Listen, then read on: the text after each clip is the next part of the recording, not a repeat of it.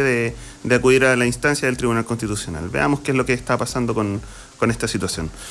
En otra temática, hoy debiera votarse en la sala del Senado el tercer retiro desde las AFP, que esta vez incluye a los jubilados de rentas vitalicias. Ellos podrían adelantar un máximo de 150 UF de sus pensiones, vale decir, sobre los 4.400.000 pesos. Es decir, esto es una luz, independiente sea una buena o mala medida, buena o mala política pública, como se ha dicho. Efectivamente no puede ser una buena política pública comerse al pata las pensiones, pero habiendo necesidad es mejor que nada, ¿no? O es mejor que poco, o es mejor que el cuentagotas, que el gobierno efectivamente cada vez abre más la billetera y en mejor forma, pero siempre tarde. Entonces, qué mal manejo político. Vuelvo a la misma reflexión del titular anterior. Todo esto es mala política, no saber hacer política. Ahí está lleno de gente improvisando. No hay gente de tonelaje político que haga, peso. El otro comentaba, por ejemplo, el ministro Osa de la Presidencia, que todo el gabinete estaba de acuerdo con ir al Tribunal Constitucional. Bueno, pero si es que tienen todo el comité político, pero si tienen un comité político de juguete, obvio que van a estar todos de acuerdo. El presidente dice vamos con el apoyo de la Rulé o a la inversa, vamos a ir al TC, sea cual sea el costo político, y todos le dicen amén, sí señor. Entonces no hay ninguna gracia de que estén todos de acuerdo, como si le diera peso político a la decisión. Ninguna, pues, ¿qué? ¿El señor Osa se va a oponer? ¿O alguno de los otros ministros, Belolio o Delgado? Ninguno está en condiciones de manifestar disenso. Entonces es como un baile de máscaras eso, ¿no?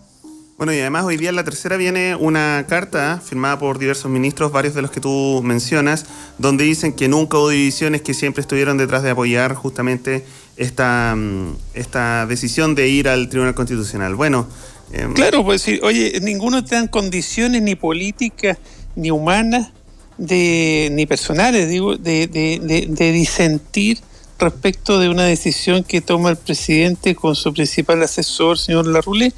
Le dicen que bueno nomás, pues como si estuvieran muy de acuerdo. Me acuerdo de ese personaje Espinita, ¿no? Qué bien, qué buena decisión, le deben decir. Claro, me castigo si es que está en contra de la decisión. Cuando están casi incendiándose la pradera por culpa de una mala decisión y están todos de acuerdo. Es bien anecdótico o paradójico, ¿no? Así es. Bueno, sigamos con otra de las ramas, porque todos los titulares de hoy están unidos básicamente con esta difícil situación, este difícil momento político que está pasando la moneda.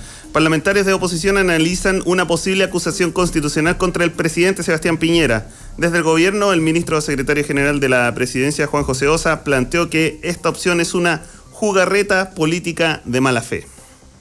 Bueno, en eso sí es lo único que estoy de acuerdo con el ministro Osa, porque efectivamente no aporta una acusación constitucional que no va a prosperar, que va a distraer energía a lo más importante que hoy día es dedicarse a gobernar, a que el gobierno pueda terminar su periodo lo mejor posible y que el Congreso haga lo mejor posible su pega, que se apoye a la ciudadanía que necesita apoyo y mucha contención. Además, la gente está asustada, está extraviada. Entonces, una acusación constitucional contra el presidente intentando sacarlo del cargo no aporta nada. Además, no van a estar las mayorías, entonces distrae, y por el contrario, una vez que fracase, va a ser boomerang, porque el gobierno que lo ha hecho pésimo va a salir fortalecido. Entonces es una jugarreta de poca monta, no realmente poco explicable. Bueno, también se explica en el bajo nivel político de muchos en la oposición. Ese es otro tema también ahí que está en juego dentro de todo este panorama político. Bueno, en otro ámbito, que también está ligado. El senador por Magallanes, Carlos Bianchi, está articulando a parlamentarios para inhabilitar a la presidenta del Tribunal Constitucional porque, abro comillas, claramente no da garantías de imparcialidad. Cabe consignar que María Luisa Abraham fue la jefa de asesores de Sebastián Piñera en su primer gobierno. Mira, tiene toda la razón el senador Bianchi. Sí. Desde el punto de vista jurídico tiene toda la razón. Debiera inhabilitarse, no puede votar, no debe ir a votar. Hoy día toda la política se está yendo hacia el Tribunal Constitucional por esta equivocada decisión, errónea decisión del Ejecutivo, del presidente de llevar el retiro del 10% al Tribunal Constitucional. Entonces toda la mirada está ahí, toda la política está ahí.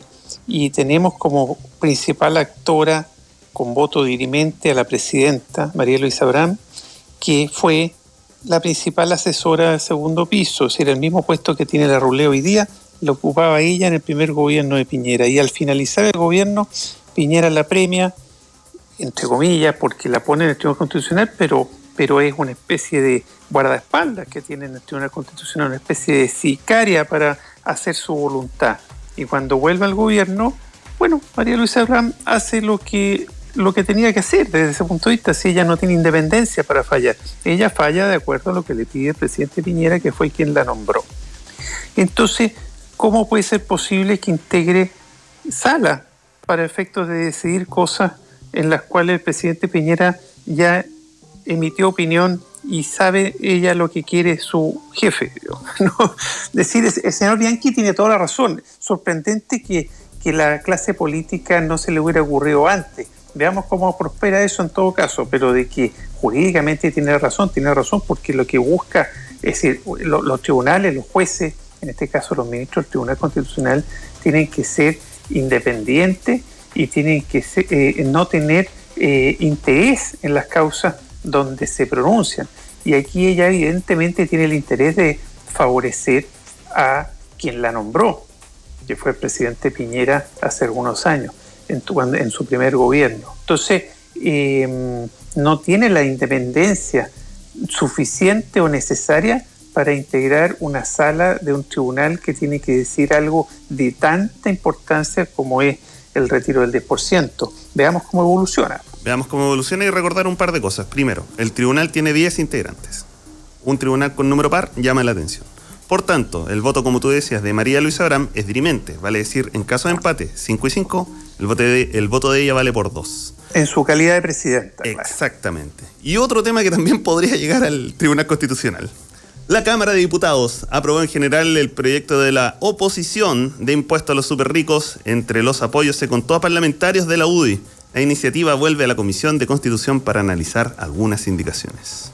Qué interesante eso, cómo con votos de derecha se aprobó en general esta iniciativa legal de reforma constitucional para ponerle unos impuestos únicos a la riqueza en estas épocas de pandemia, para que los más ricos contribuyan más para el sostenimiento del Estado y poder ir con mayor ayuda a la gente, ¿no? Interesante, porque en general la derecha se cuadra con los grandes empresarios, con el gran empresariado, con la gran riqueza, en generalísima, en forma muy general. Entonces, que ahora se hayan descolgado varios diputados por distintos motivos, y es interesante como fenómeno político y de la poca capacidad del gobierno de alinear a sus huestes, ¿no? Porque hay parlamentarios de los partidos de derecha apoyando esta idea de legislar y de seguir adelante con este impuesto a los súper ricos.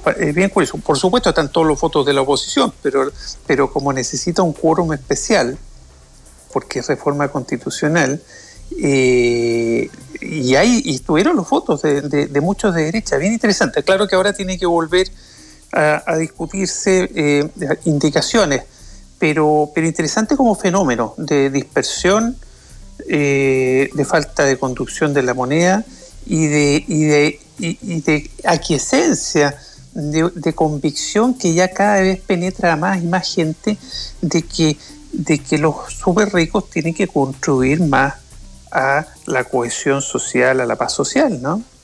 Claro, y con Bien un impuesto de una sola vez, un 2,5% a quienes tengan un patrimonio superior a los 22 millones de dólares, bueno, eso el es lo porcentaje está en veremos, ¿no? Algunos dicen 2,5%, otros dicen otro porcentaje, pero el punto es que exista o no exista. Claro. Esa es la gran discusión. Claro. Y bueno, el gobierno se niega. Por supuesto, el presidente de la República es uno de los súper ricos que estaría afectado por este impuesto. Entonces ahí hay también un tema de posible conflicto de interés bien interesante de analizar. Y que podría llegar al Tribunal Constitucional. Tal cual. Bueno, otra más. Parece que el Tribunal Constitucional, se está volviendo, ha ocurrido en otras ocasiones anteriormente, pero ahora nuevamente en el centro de la mirada de la política en Chile, ¿no? Bueno, habrá que ver cómo se desarrollan todas y cada una de estas noticias que comentamos. Todas están unidas con el gobierno, con el Tribunal Constitucional, con la oposición y con polémica por todos lados. Les recordamos a quienes nos escuchan que pueden visitar www.radio La Clave para seguir nuestra programación y escucharnos en redes sociales @Radio La Clave. Esto es Twitter e Instagram, y lo mismo en Facebook, Radio La Clave. Y por supuesto, si quieren estar al tanto de todo lo que ocurre en Chile y el mundo, visiten www.elmostrador.cl. Federico. Muchas gracias, Ramón Pozo. Ahora vamos a tener el gusto de conversar con Marcela Jiménez, editora general del Mostrador, acerca de temas de política. Vamos a seguir con harta política, la estrategia del goteo de la moneda. ¿Cómo estás, Marcela Jiménez? Hola, Federico, bien, ¿y tú? Muy bien, muy buenos días. Buenos días. Oye, la nota principal del Mostrador de hoy aborda la estrategia a cuentagotas que ha usado el gobierno para sus ayudas sociales y que lo tienen aislado en medio de la pandemia. El escenario está complejo, considerando que viene elección de constituyentes ahora a mediados de mayo, que es la elección más importante de las últimas décadas. Marcela Jiménez, ¿por qué el gobierno insiste en esta política de cuentagotas que es transversalmente cuestionada? Por la porfía del presidente de la República, básicamente. Esa es la única explicación real y viable que hay. Es una porfía del presidente de aferrarse a un diseño que no ha resultado, que ha fracasado, y como el presidente no escucha opiniones contrarias, distintas, otros planteamientos, y solo escucha a quienes le dicen yes men, entonces se sigue por una ruta que es equivocada, a pesar de las innumerables y las permanentes críticas y advertencias desde su propia coalición. O sea, son muchas las personas en Chile Vamos que dicen que han hablado en la moneda, que han advertido en la moneda, que han pedido la moneda por favor, y no los escuchan y no los entienden. Entonces, ¿qué es lo que pasa aquí? Desde el primer minuto, desde el día 1 de esta crisis, de la crisis me refiero a la pandemia y a la crisis económica que se derivó de ella, se ha mantenido siempre la misma línea de acción. Les recuerdo que el primer bono que ofreció este gobierno en ayuda a la familia era de 65,000 pesos, que fue una feroz pelea que hubo en el Congreso, particularmente en el Senado, porque en la Cámara de Diputados se aprobó rápidamente, porque hubo un chantaje comunicacional muy fuerte hacia la oposición en ese minuto, diciendo que la oposición le estaba negando la ayuda a la gente. Y se coparon los medios de comunicación con un discurso de ese tipo. Entonces, en la Cámara se aprobó muy rápido, pero en el Senado hubo una pelea muy fuerte sobre este tema, y finalmente convencieron al gobierno que abriera la billetera y que aumentara el IFE a 100,000 pesos. Entonces, desde el primer minuto ha sido esa estrategia. ¿Y cuál es la estrategia en el fondo y cuál es la razón?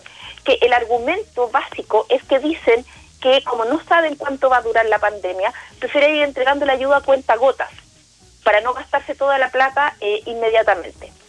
Una explicación que no tiene sustento por ninguna parte, ni político ni económico, porque efectivamente han sido innumerables los economistas también, incluso dentro de la propia derecha, que han reconocido que aquí Chile no se ha gastado la plata, que el margen económico que tiene para echar mano en un periodo extraordinario de crisis para poder ir en ayuda a las personas.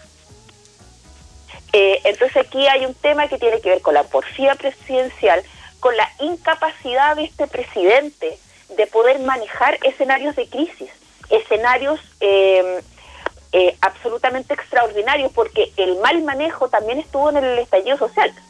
Hay que recordar que en el estallido social declaró la guerra a la ciudadanía.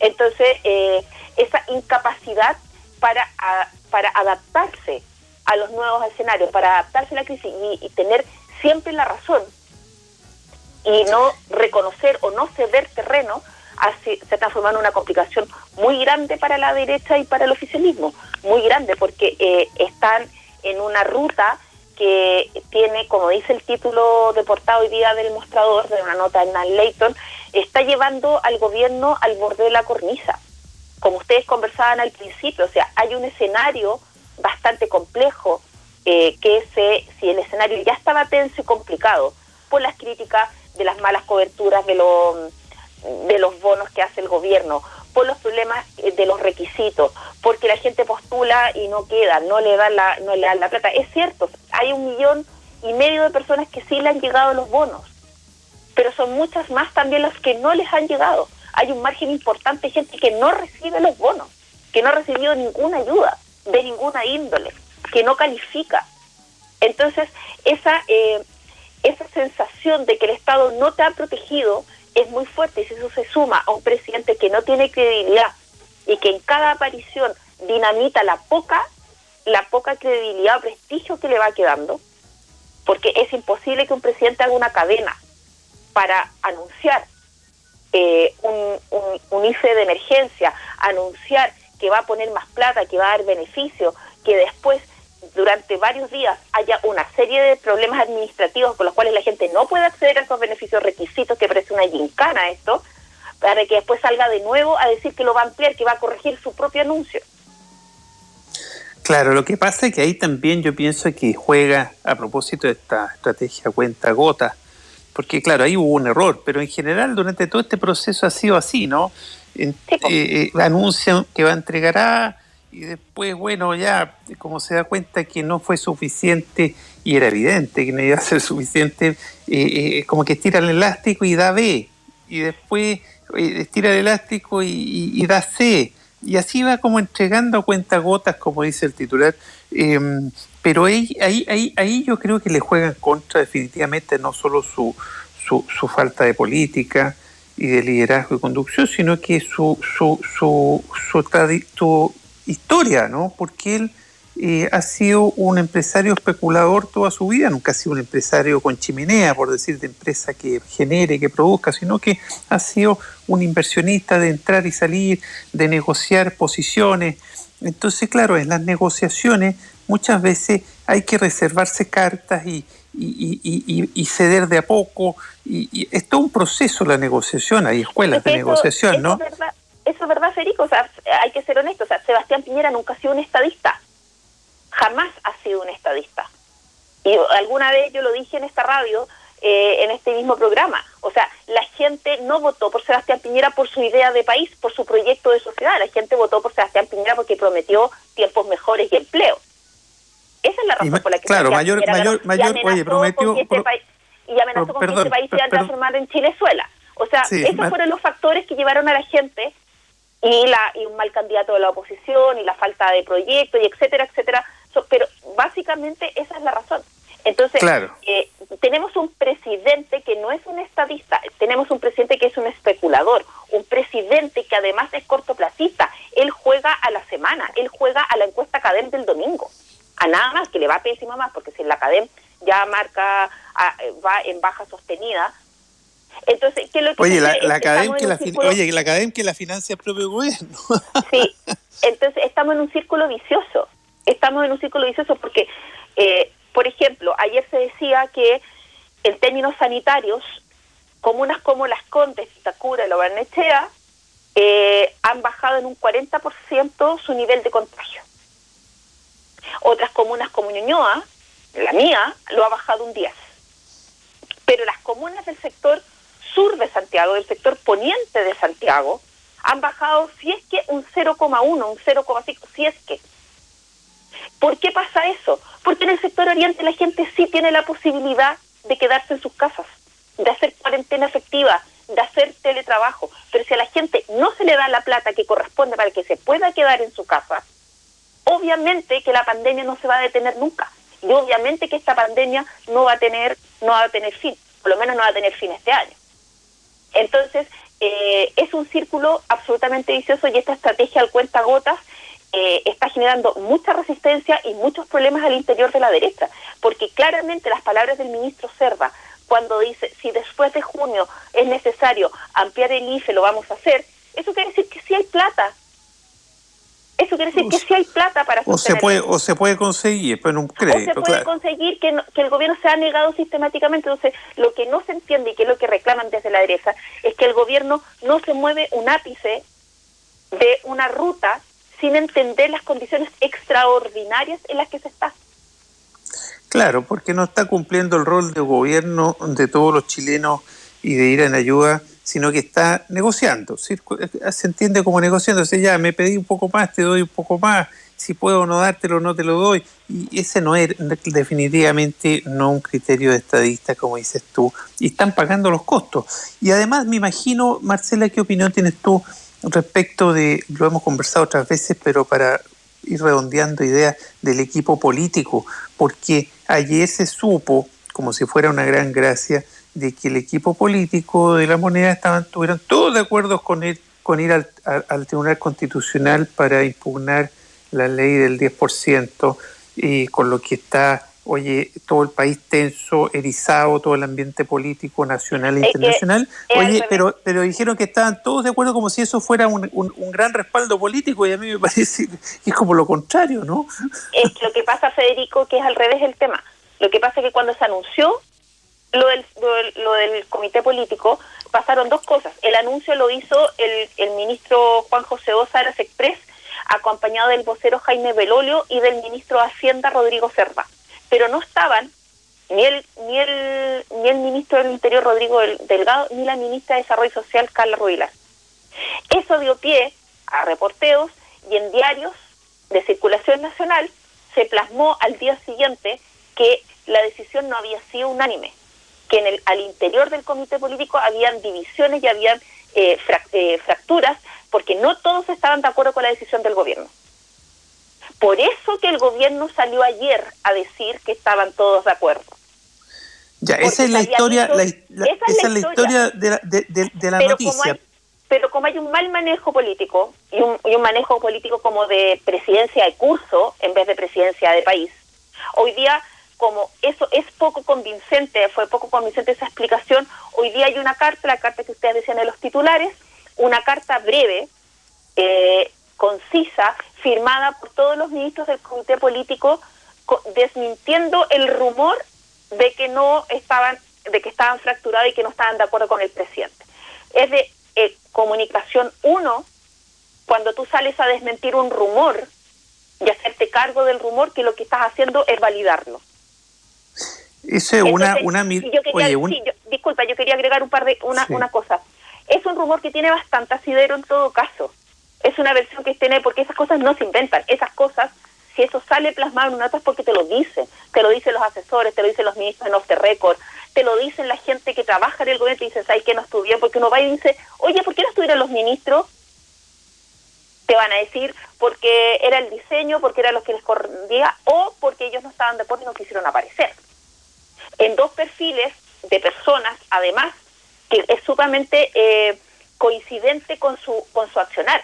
Rodrigo Delgado fue alcalde, y efectivamente no es un buen ministro del Interior, no da el ancho, no es el conductor político, lo tienen como sheriff de Santiago nomás, todo lo que uno pueda decir. Pero él como alcalde era un muy buen alcalde. Y él como alcalde siempre estuvo en la vereda donde le hizo presión al gobierno y fue a contrapelo de todas estas decisiones equivocadas. Incluso él como alcalde apoyaba el primer retiro del 10%. Entonces, y Carla Rubilar, si bien siempre se ha sabido que es excesivamente piñerista, rosa con la cheerleader, en sus posiciones políticas, Carla Rubilar siempre ha estado muy ajena a todas las posiciones conservadoras y ortodoxas de la derecha. Y siempre ha sido una persona, como parlamentaria se caracterizaba, como intendenta también, de ser una persona que tenía bastante sintonía con lo que estaba pasando y bastante criterio con lo que pasaba. Entonces, no es de extrañar que sí sea cierto que ellos no estaban de acuerdo. y que ahora las tuvieron que salir a obligar. De hecho, Mario Desbordes ahora en la mañana dijo que era una vergüenza esto y que esto parecía, que era una tontera el salir a justificar, a hacerse cargo de un rumor. Nosotros hablábamos de la semana pasada, un comité político de juguete, porque básicamente son mensajeros del presidente y no tienen injerencia en las decisiones, solo ejecutan, pero no tienen margen. Oye, a eso me refería yo, con que no pueden no estar de acuerdo, pueden hacer un pequeño berrinche de no estar presente en el acto comunicacional, lo que generó todo lo que tú acabas de recordar, pero la verdad es que ninguno ahí puede pararse frente al presidente y frente a la ruleta diciendo yo no estoy de acuerdo. Es decir, todos son yes man, porque no tienen capacidad, ni envergadura, ni tonelaje político para decir no, yo no estoy de acuerdo. Pueden hacer ese pequeño berrinche de no estar presente cuando se anuncia, pero tú te imaginas una reunión de gabinete con todo el equipo diciendo no, presidente, yo no estoy de acuerdo. Yo lo veo muy improbable. ¿Y tú? Depende, Federico. Uno no sabe cómo la gente se maneja en ciertas circunstancias cuando ya a veces la gente ya está cansada y no puede más, porque cuando están hipotecando su propio capital, por ejemplo. Entonces, pero sí es válido, una cosa es no tener peso político o injerencia política en las decisiones y otra es no tener opinión. Son dos cosas diferentes. Por eso que yo hacía la salvedad entre esos 4 ministros, porque efectivamente OSA, se dice mucho que OSA, de hecho en el Congreso hay un sobrenombre peyorativo de OSA que le decían como el llavero de la ruleta, algunos parlamentarios, porque en el fondo, si bien siendo de RN, él hace todo lo que la ruleta dice. Y Belolio es UDI, y si alguna vez fue disidente a la línea de Jacqueline Van Rysselberghe, a la línea oficial del partido, cualquier atisbo de disidencia se le fumó para convertirse en ministro. Entonces, si bien puede que no tengan injerencia política en términos ante las decisiones del presidente, eso solamente sirve como esto político para reflejar la soledad de Piñera, para reflejar la soledad de sus decisiones, para reflejar que el ruido no es solo en la coalición, porque la moneda se excusa y justifica permanentemente de las desavenencias con su coalición diciendo que es un año de elección y que todos actúan por intereses electorales. Un tema que es cierto, pero no es el único motivo, no es lo único argumento. Entonces la moneda ocupa ese argumento para justificarse. Entonces, si es que hay ministros adentro que no están de acuerdo, eso refleja aún la mayor soledad en la que está el mandatario. Marcela May Jiménez, ¿qué te parece? Vayamos a una muy breve pausa y ya volvemos para conversar con Marco Moreno, cientista político y director de la Escuela de Gobierno y Comunicaciones de la Universidad Central. Volvemos en unos segundos. Quiero invitarte a Copeuch, una cooperativa de ahorro y crédito donde más de 900.000 socias y socios cumplen sus sueños. Copeuch es un lugar con personas comunes y corrientes como tú, como yo, donde todos ganamos. Conoce más sobre nuestra oferta de productos y servicios financieros en copeuch.cl. Estamos presentando El Mostrador en la Clave. Información con la independencia que nos caracteriza.